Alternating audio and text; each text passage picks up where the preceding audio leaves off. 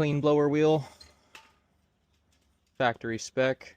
This one did look just like this one before we cleaned it. Just wanted to give you a quick comparison of what this does. Once these scoops start getting filled, airflow is going to go very low, and then that compressor is not really going to increase, and you're going to get very low heating or cooling.